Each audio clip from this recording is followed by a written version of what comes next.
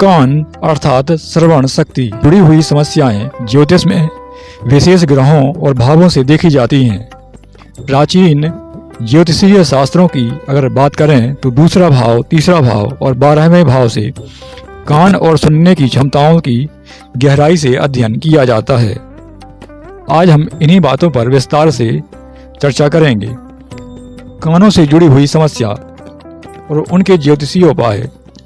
अगर भावों की बात करें तो दूसरे भाव से दायां कान, 12वें भाव से बाएं कान की समस्या और तीसरे भाव से कान की नली और सुनने का तंत्र, ध्वनि तंत्र शक्ति, इनकी बातें समझी जाती हैं। अगर ग्रहों की बात करें तो शुक्र कान, गला, स्वर तंत्र, संगीत और श्रवण शक्ति का कारक है।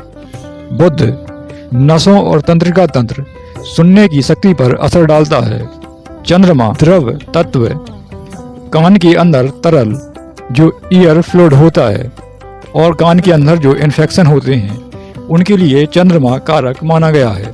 अगर शनि की बात करें तो पुराने और लंबे समय से चले आने वाले कान के दर्द और बहरेपन के लिए केवल शनि जिम्मेदार होता है। अगर राहु और केतु की बात करें तो अचानक कान में दर्द, अचानक कान में तकलीफ, फुंसी, कान में आवाज का आना, बजना, सुनने की क्षमता कम होना, ये राहु और केतु से है।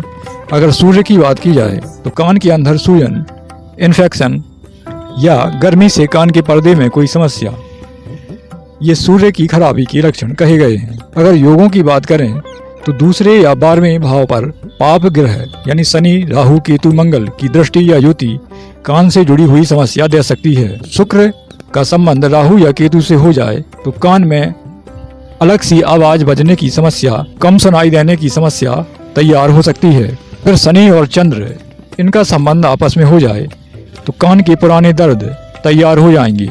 अगर बुध पीड़ा देने पे आ जाए कान में तो कान की नसों से जुड़ी सुनने की समस्या तैयार हो सकती है। अगर लग्नेश दूसरा भाव या 12वां भाव दुर्बल हो तो कान से जुड़ी हुई समस्याओं की संभावना बहुत अधिक बढ़ जाती है। अगर ज्योतिषीय उपायों की बात करें, शुक्र पीड़ित या कमजोर होने पर सफेद वस्त्रों का दान करें, गौ माता को हरी घास खिलाएं, शुक्र के बीज मंत्रों का संकल्प करके यथासंभव जप करें, दही, दूध और चावल का दान भी आप कर सकते हैं। अगर बुध कमजोर है तो बुधवार को हरी मूंग, हरी सब्जियों का दान करें, श्री गणेश की उपासना करें, बुध के बीज मंत्रों का संकल्प के माध्यम से यथासंभव जप करें।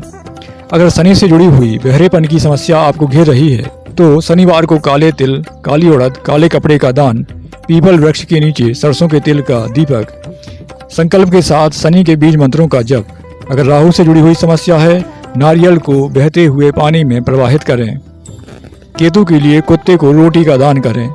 महामृत्युंजय मंत्रों का जप करना लाभदायक रहेगा।